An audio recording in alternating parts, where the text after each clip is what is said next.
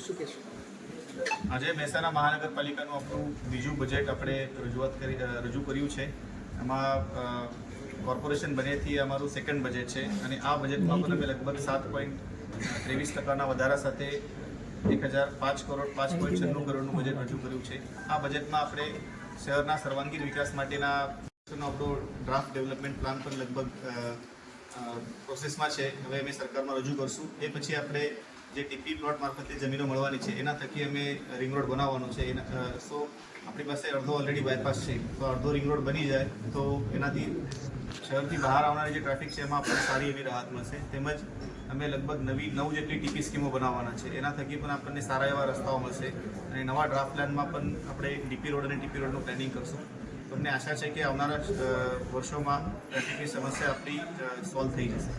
જે નવા ગામો બન્યા છે એમાં ગટરની વ્યવસ્થા ખાસ પ્રોબ્લેમ છે, એ શું લાગે છે કેટલા વર્ષમાં સોલ્વ થાય? આપણે જે ગામડાઓમાં અત્યારે વસ્તી ગીચતા વધારે છે, ધારો કે પાંચોડ છે અને જ્યાં પોપ્યુલેશન ડેન્સિટી વધારે છે, હાઈરાઇઝ બિલ્ડિંગો ડેવલપ થઈ રહી છે, એને ફેઝ 1માં ઓલરેડી આપણે એક સરકારમાં ડીપીઆર રજૂ કર્યો છે અને ટૂંક સમયમાં એ મંજૂર પણ થઈ જશે. તો આ ગામોનું આપણી તરત સ્કીમ લોન્ચ થઈ જશે. સાથે સાથે જે ગામડાઓ હજી થોડા ફાર ઓફ છે ત્યાં પણ અમે માઇક્રો એસટીપી પ્લાન કર્યા છે. તો એ ગામડાઓનું લોકલ નેટવર્ક થઈને ત્યાં જ પાણી ટ્રીટ થઈને તળાવમાં આપણે મૂકવાના છે.